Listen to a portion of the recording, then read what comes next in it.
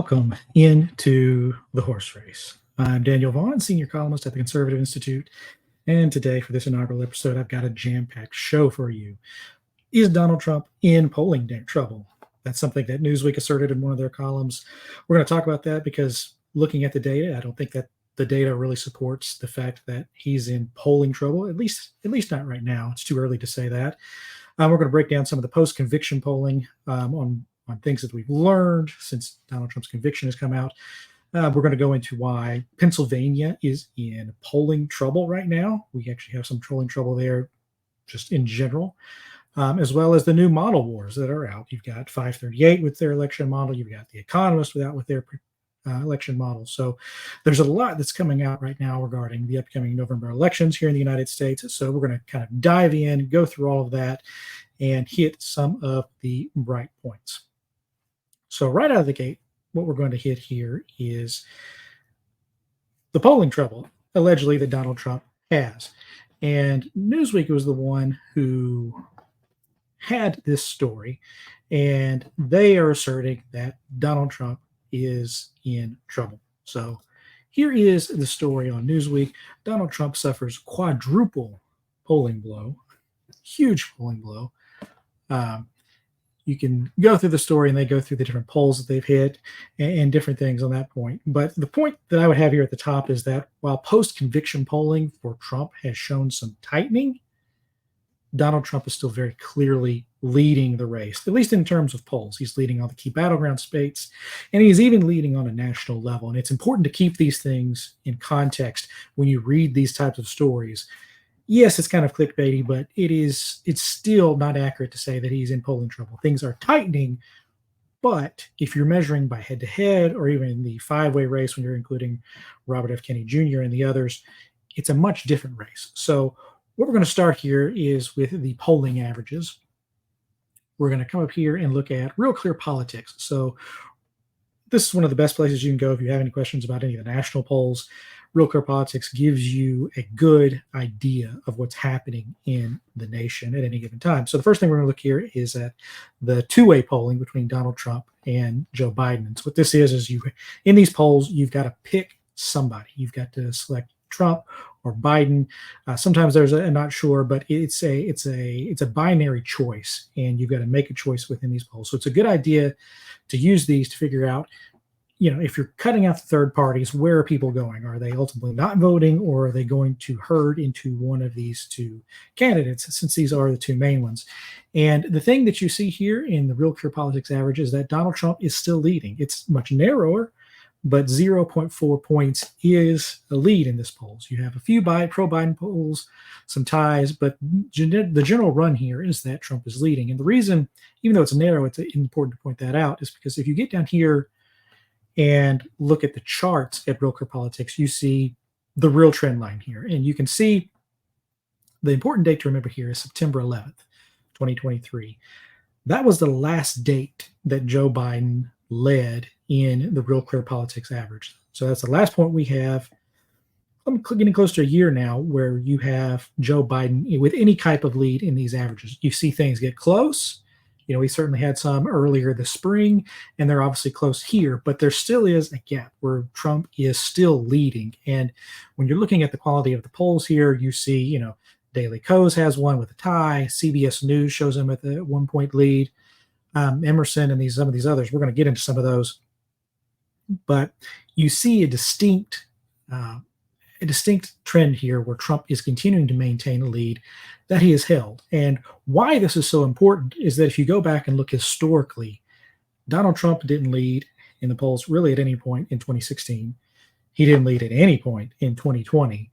And yet when you're looking at the entirety of this year and most of last winter, you've got Donald Trump leading the polls for the first time in a presidential race. This is his third time running through, and you've got him leading in a race. And so it's important to note that this is happening because that signifies the seismic shift in the polls. And if you go up here and you look at Real Clear Politics, they actually offer you some really good information here. So on this date in 2020, Biden was leading Trump by 8 points in the polls.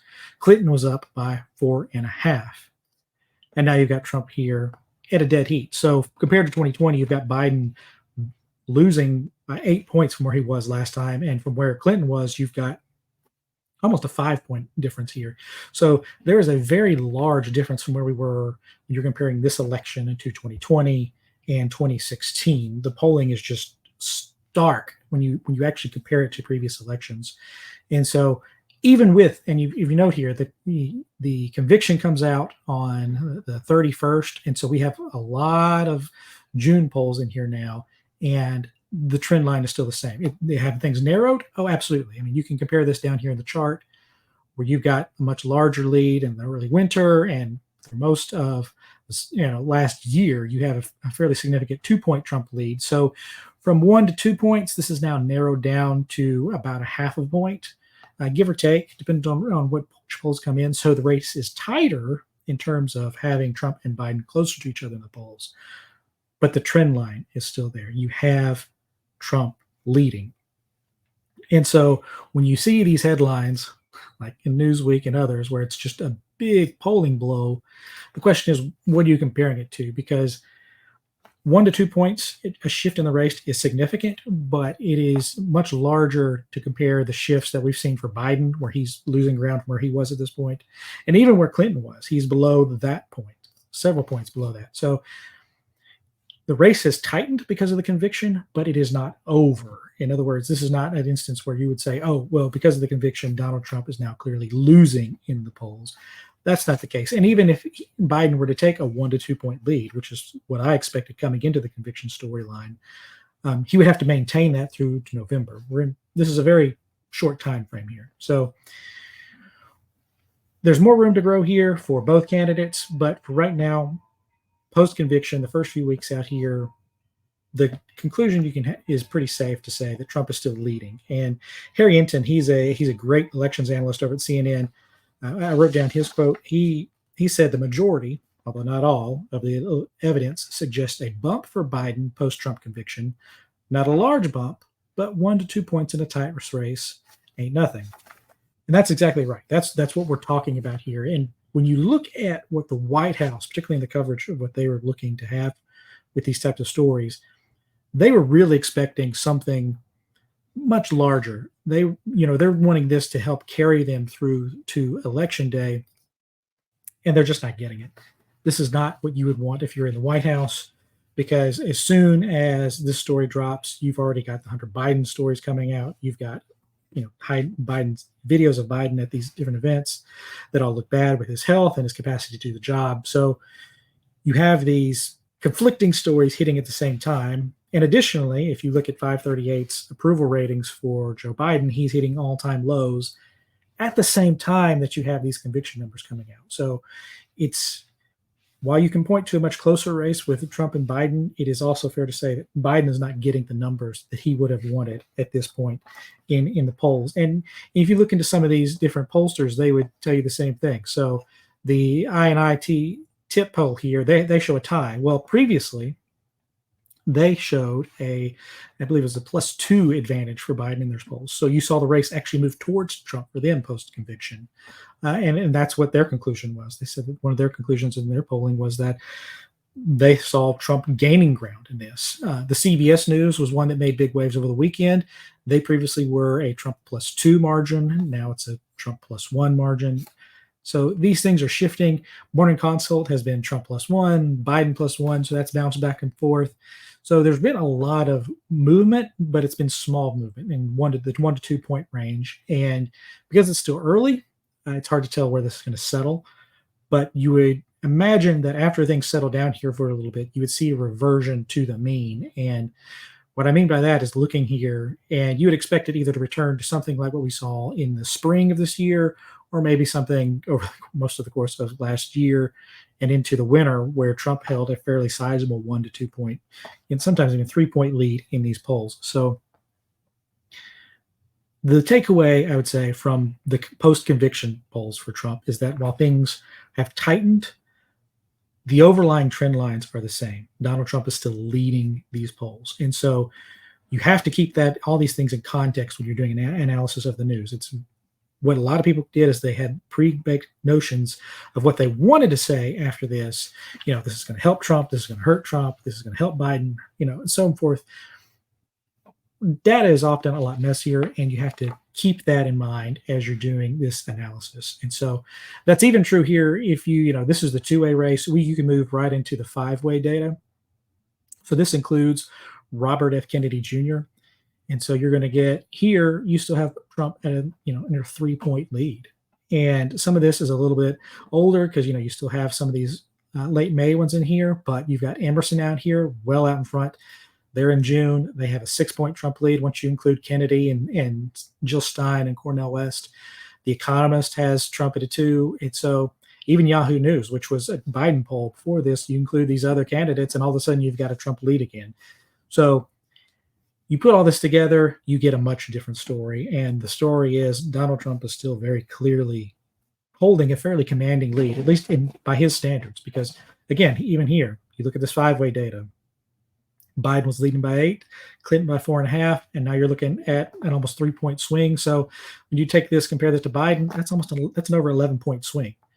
Biden has lost 11 points in these larger races. You've got Clinton here. I mean, that's going to be about a 7 to 8 point, depending on which polls you end up including in this. So these are sizable shifts towards Trump when you compare it to 16 and 20 to 24. So, everybody's kind of expecting a tight race again, and I certainly am too, but we're in a much different place in terms of Trump's polling, including, it's important to note here, look, you've got June, and all these here include the conviction dates here. And you have all this red over here. Trump is leading in all these different polls. So I think it's important to keep that in mind. I think it's important to remember that Harry Enten is right on this. It's a tighter race. You're looking at a 1 to 2 point race shift, maybe in Biden's favor. The big question moving forward now is, does this hold? Can Biden maintain the lead that he has now, or this, the tie, really? Can he maintain this and keep that all the way through November? We obviously have the debates coming up, but it's not clear that Biden can maintain this kind of momentum moving forward, because in every other news story he's had over the past few years, it just hasn't been there. If you look at one of these is Emerson. If you look at Emerson's polling here with Trump and Biden, one of the things I found interesting here is that if you look, you can see, Trump is all over the place. He's the red line here for Emerson. He's up here at 46, maybe down to 40. He's bouncing all over the place. He has some high points at 47. And then you look at Biden here, and his high points are consistently the same, 45, 45, 45, 45, all the way through. And this is 2 years worth of polling for Emerson, where they're comparing the two of them, going all the way back to April 2022. And at no point in Emerson's polling do you have Biden ever breaking 45%. And these types of data points are, I think he'll have more than 45%, but it is interesting when a pollster cannot find anything above that. By sheer randomness, at any point in these 2 years, Emerson should have been able to score Biden, you would think, higher than 45%, and they can't. And these kind of data points are just so telling, because they tell you that they're finding difficulty finding Biden supporters, and that is a troubling sign if you're Biden. And when you compare that to his approval ratings and all those sorts of things, the story gets this hard for the White House, and they are really starting to look at a much narrower path to the White House than at any point in time than they ever would have before. So the race is tighter, but it's not over for Trump, and Trump is still leading. That's the takeaway from the post-conviction polls so far. That could change as we get more data later this month, but for right now, Trump is leading. Talking about more data, though, that brings us to the second segment that I want to cover here, and that is the state of Pennsylvania. Pennsylvania has a polling problem. More specifically, it's a polling problem not just for Trump or Biden. It's a problem for all of us. The problem is we have a lack of polls for Pennsylvania, and that is a troubling thing. So if you go back over here to the Real Clear Politics average, we have the two-way polls here with Trump and Biden. Now, obviously, we've had a lot of news here in the last few weeks. You have the Trump conviction. You've got these videos coming out of Biden. You've got the Hunter Biden trial. There's a lot happening that could impact these races. And we don't have anything in the two-way race since early May. May 7th through the 13th is the last two-way poll that we have. So a little over a month now. And while this shows a strong Trump lead, it is disturbing that we don't have anything here.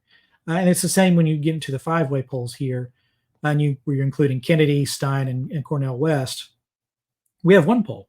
So there's one poll we have here. It's still showing a Trump 2-point lead here, but it's still one poll. And in when you're trying to poll these crucial battleground states, and you've only got one poll in the past month, you really don't know what's happening there, because you want a bunch of these polls to where you can average them out and learn what is happening in the race. So ostensibly, I would say Trump is still leading in Pennsylvania. I think you can look at things like John Fetterman's actions, where he is practically shouting at the White House to moderate on things like Israel, to not do anything crazy when it comes to energy policy. He's really moderating hard and is almost shouting at the White House to follow his lead. Whereas the White House is focusing more on the state of Michigan due to the Israel policy stuff that's happening right now. But if you're comparing states, it really is no question what is the more important state. It's Pennsylvania. By a long shot. Pennsylvania decided the 2012 election, it decided the 2016 election, it decided 2020, and it will decide 2024. It is the crucial swing state. And when you're talking about viable paths for Biden to get to 270 electoral votes, he's not going to get there without Pennsylvania. You could paint some paths for Donald Trump without Pennsylvania, but it is much harder. Both candidates need Pennsylvania. There's no question about it. You've got it split between Philadelphia and Pittsburgh, with more of the Midwest and the West, and you've got the more Northeastern influence. You just get a broad view of what's happening across a wide variety of states if you know what's happening in Pennsylvania. And right now, we don't have it. So if you're a pollster listening to this, please go poll Pennsylvania. We need a lot more information coming out of there than we have right now. Maybe Trump is still leading. If he is, this is great news for him. If he is leading by 2 or 3 points here, you're talking great things, because the average margin of error here is about 3.5 points for these different polls. And he is just narrowly within inside that margin of error. And so if he expands that to any point, you're talking really landslide stuff proportions, because Biden was leading in 2020 by 4 points and Clinton was leading by 4 points in 2016. It was a much closer race when you start looking at the actual votes in both of those states. And Trump is leading. And so we need more of those polls to tell us what's happening in Pennsylvania, because it is such a crucial state. Of the battleground states, I would call it the probably the most important of all of them. And that's why we need more of them. People talk about Arizona, Nevada, and the trio of states, Minnesota, Michigan, and Wisconsin. Those are all important, and they tell you different things. But on election night, I can guarantee you everybody's going to look at Pennsylvania and ask one thing: where is that state leading us? Because if we know what's happening in Pennsylvania, we're going to have a very good idea of what's happening in the other Midwest states. And it's going to be an early signal of how it's going to go for either Trump or Biden. So please get us more polling, 5-way, 2-way, it doesn't matter. We just need polls of how Trump and Biden are doing there. So more polls. Always the answer, if you're ever wondering what's going to happen, the answer is always going to be more polls. Next section here, I wanted to get into the model wars. So every election season, you see new models. There's been some viral stories about historians who build models about what they think is going to happen based on fundamentals. Those are always a little screwy, because you never know exactly what they're including in there. Sometimes they reveal what they're doing, sometimes they don't. And you can always compare what they're saying, these political scientists or historians are saying, to what the public election models are saying. And two of the biggest ones in the industry right now are 538. They released theirs, and The Economist. And the interesting thing about both of these is that there's a commonality between the two of them. So 538 was originally started by Nate Silver, and he did a great job. Everybody learned a lot of things from Nate Silver about polling and statistics and all those sorts of things. And the other one is from The Economist, run by a guy named G. Elliott Morris. And Morris now works at 538. So ABC News, Disney, they fired Nate Silver, and he no longer runs 538. So one of the key things I wanted to point out here, when you're looking at these, these election models, people use to say, okay, well, Trump is leading or Biden is leading. They use these models to help inform them of what's happening here. And one of the key things here is 538s is going to be new this year. So you have Morris up here. He is now running 538. He was at The Economist last year. When Nate Silver left, he took a lot of proprietary information and modeling stuff with him. So the 538 of the last several years is not the 538 that you have now. And that's why he says our model is brand new this year with a lot of bells and whistles and modern statistical tools. What he's saying, that's a fancy way of saying they had to rebuild everything from the ground up because Nate Silver took everything with him. A lot of the graphics may look the same, but 538 is brand new this year. Their model has never been tested in an election ever. This is the first time they're seeing it. This is the first time we're seeing it. And so everybody's going to have to hold them accountable to what they're saying this year. So they've come out of the gate saying that Biden is actually leading and has a 53 and 100 chance. So basically a 53% chance here compared to Trump's 47. So that's effectively a tied race. But it is nevertheless, when you're, like I said, when we're looking at the polling, you wouldn't necessarily say that Biden has the better chance here. And one of the reasons that they do this is they say that they're leaning on things like fundamentals. So they have built an economic index. They're using indicators, a lot of information other than just public polling and polling averages. And so they're trying to adjust things here to try to suggest, okay, well, even though, we just looked at Pennsylvania, over here they're saying Biden has a 50% chance, 57% chance of winning that state. Well, maybe. I can't point to any polling that says Biden has a 57% chance of winning. They're just adding other things into their models to suggest that Biden is closer than he actually might be. And the reason that this is important is that this is a new model, but two, and this kind of gets into what they're building it on. They are looking at what I would call traditional incumbent versus challenger model. So in a traditional election, you have the president who is in the office versus the challenger who is coming up on him. And that dynamic is unique because you have the one person, the incumbent, running with an actual policy platform, an actual set of things that he's done, versus the challenger who's just saying, here's what I have done. That's not our dynamic this year. We have an election where it is really more of an incumbent versus an incumbent. When people are looking at Donald Trump and they're looking at Joe Biden, they're not asking the question, oh, what will this person do in office? They're looking at what they've already done. So when you're looking at Donald Trump, you're asking, well, what did he do between 2017 when he went into office all the way through to the 2020 election and left office? What did he do there? With Joe Biden, you're not asking about, well, he was vice president. What is he going to do now? You know what he's been like. He came into office after the 2020 election. We're going to have a new president here in presidential term here in 2024. So you're asking yourself where their two terms are like, and who am I going with? So that's why I would say it's more like an incumbent versus an incumbent, because there's actual presidential terms in play, and people are comparing them against each other based on that experience and based on those terms. So that's the first level that I'm struggling with some of these models because I don't think they're fully taking that into account. And so, because really, I mean, if you're going, his thing here is he's going, they're building some of these things, going back to FDR and the New Deal. And I get that because that's where a lot of the best data is coming from. But the comparison for Trump is not going to be something like, any of the presidential elections that have happened. It's going to be Grover Cleveland, who ran for office in the 1800s. He ran for office in 1884, 1888, and 1892. He lost the middle one to Benjamin Harris and re-won again. And, if you've got this one person running for presidency 3 times, that's going to be a lot different of a race on that third race when you're comparing it to anything else. There was actually a good example of this, I think, in a recent New York Times Siena College poll. They asked voters, were your experiences better when you had Donald Trump's policies when he was in office, or were you better under Joe Biden's policies during his terms in office?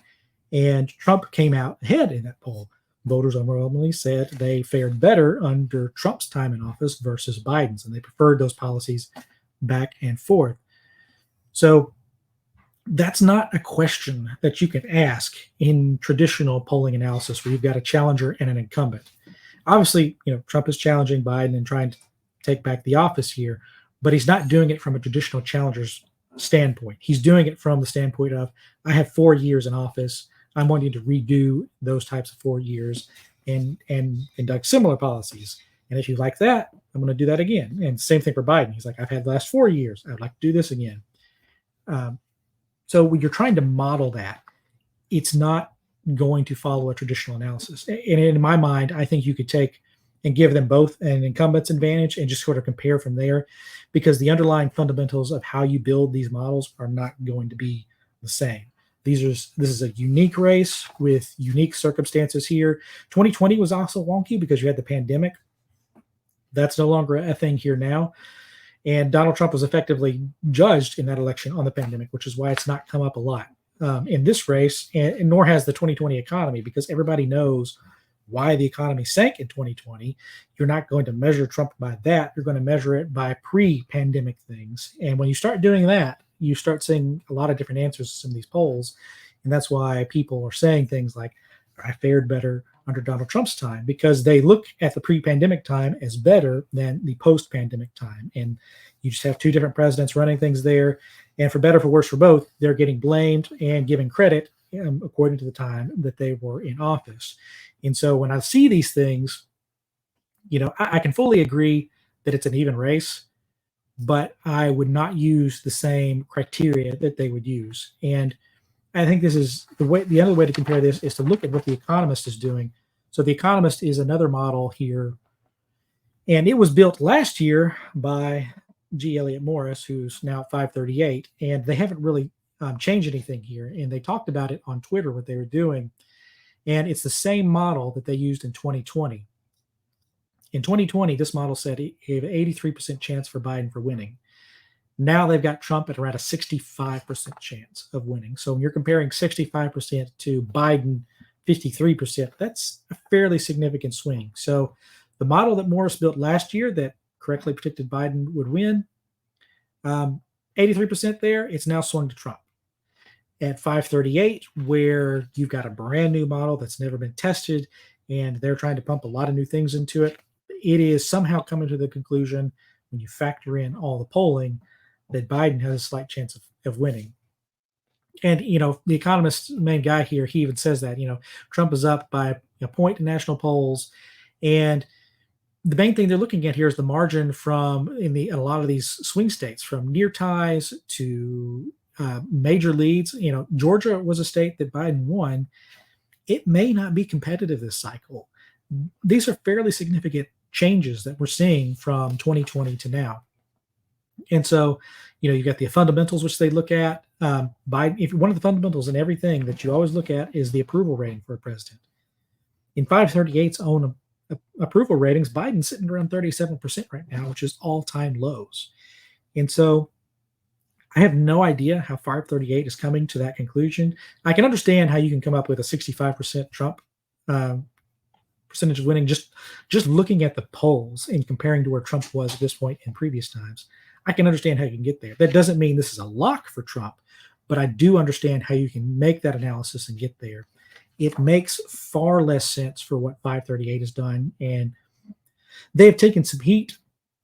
If you read some of the polling elections analysis, people are kind of wondering if they have, put their thumb on the scale, and it really does look like maybe something like that has happened, because it is hard to square things like The Economist, because this was built by these are models that were built by the same guy.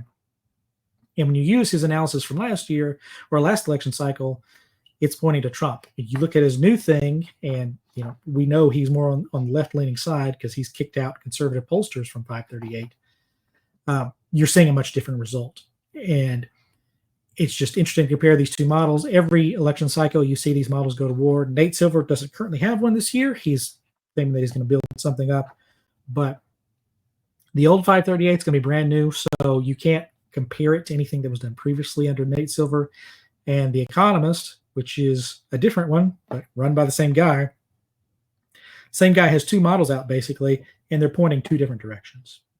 That kind of tells you something's a little wonky in these models. And so, obviously we're going to find out what happened come November, but for now, they're pointing in two different directions. The weird thing is that if you look at the both of these, the most viable path for Biden right now is a 270 electoral college victory to 268 for Trump. And it depends very heavily on Pennsylvania and winning some one-off races in Nebraska versus Maine. It's a very narrow path. And when you're talking about Biden having that close of a path to win, it's really hard to say that he has an edge because Donald Trump has just far more viable paths to 270 when you compare it to Biden. He can win states out west. He can win states in the Midwest. Pennsylvania is an option. There are a lot of different ways to 270 when you can, in comparison to Joe Biden right now. And maybe he can turn it around, but so far, particularly if you're measuring back to September 11th, the last time he led, Biden's path has narrowed considerably, which is why you're consistently seeing stories come out of Democrats freaking out about this, Democrats freaking out about that. You got freakouts ahead of the convention coming up. There's just a lot of smoke around Democrats having freakouts because they see the same data. They say the right thing in public when they're in front of a camera, but behind the scenes, they're also all saying the same thing, which is things are bad. That doesn't mean anything is a given. This is all polls. Nobody's cast a vote yet. Everything can change. But right now, the data says that Trump is leading. And even if you look at these models and hold them up to scrutiny, they're pointing to the same thing because you can look at these polls, you can look at Biden's approval numbers, you can look at the economy, inflation, and other things, and just look at the general, how people are feeling, and they're all pointing in the same direction. And if you're going to analyze elections, you've got to look at that honestly and say, well, yeah, this makes sense. Trump is leading under these conditions. He's not guaranteed anything. He has to go out there and win the race. But the models, the polls, everything is pointing in a consistent direction that Donald Trump is leading this race, and we need to approach it as that is the case. So those are the model wars. Wanted to cap it off here with one more point here to deal with Joe Biden. There was just a really viral video that happened that I think everybody saw. We'll just blow this up here. Gotta get to play. Well, guess I won't. The audio is just Kirk Franklin playing in the background. We'll keep that off for just copyright purposes. But this went real viral because this was one of many people sharing the same video where it's just Joe Biden standing there looking around. There's Kamala Harris, her husband there to the left, and you've got one of the brothers of George Floyd there on the right. And all the news stories were the same. It looks like Biden freezes up here, particularly at the beginning of the video. It's about 45 seconds long here. And people just had the same reaction. This doesn't look normal.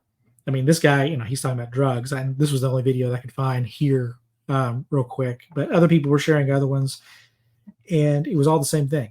Fox News led with, Biden freezes up. And they weren't the only one. You could see that same type of description in other places. It's very reminiscent when you're looking at this of Mitch McConnell when he was giving press conferences last year and he would freeze up in the middle of them and everybody, you've got 30 to 60 seconds there of just sheer awkwardness where somebody's asked that question and you don't have anything. So this is going to follow. This is one of the reasons that this is going to just follow Biden. You have Trump's conviction, but these are the types of videos that are happening 24/7, 365. It seems like we get a new one of these every week. And when you look at polls, consistently, they're saying the same thing. Biden's age is consistently a concern for everyone involved in these polls. It doesn't matter if you're a Democrat, it doesn't matter if you're a Republican or an independent, everyone says the same thing. They see these videos and they have the same reaction. And that is something's wrong. Something's real wrong. And it's hard to vote when, the president looks like that. And that was what I saw multiple liberals and multiple Democrats say the same thing, that they did not believe that they were going to be able to pull the lever for what Biden looks like here. And this is not the only video like that. There are many of them. And, the Wall Street Journal even had some reporting this past week where they were talking through, they talked to 45 different people in that story. And they came to the conclusion that everybody was saying the same thing too, that there is, he's like this in these meetings, he's quiet, he's deferring to staff, he does not always seem like he's there. And I saw somebody on MSNBC said that article was debunked, but we've seen similar articles in the New York Times, the Post, many other news outlets, and they're all saying the same thing. He's not all there. And whether or not that's true or not, it doesn't really matter, because polls all show the same thing. Voters believe he is not all there, and his age is an extreme concern for these voters. And it's just not the look, it's not the optics looks for sure that the White House wants to give off here. So that's where things stand sort of in this race. You've got Democrats trying to push the Trump conviction line. But when you look at some of these other stories, you're seeing there's a reason the polls aren't shifting as hard, because if you're trying to push the Trump conviction line, on the other side of that door, you've got people saying Biden's age is a real concern for us. And it's unclear that the White House has a real answer for that. You see them shrinking the number of debates that they're going to have Biden in. They're moving the debates away from the election. These types of things suggest that the White House itself is not comfortable with Biden going out to these live events. I'm not entirely sure why. Most of the speaking events, if you look at the State of the Union, he did decent enough at that I don't think you have to hide him entirely. But when you're looking at the White House's actions, they seem to believe that it is not safe for them to have him out here, and they're scared of these types of videos. This utterly terrifies them completely and totally. So that's sort of the wrap up for today's show. I want to leave you with one other thing, because 37 years ago, Ronald Reagan was in East Germany, and he was calling for the fall of the Berlin Wall.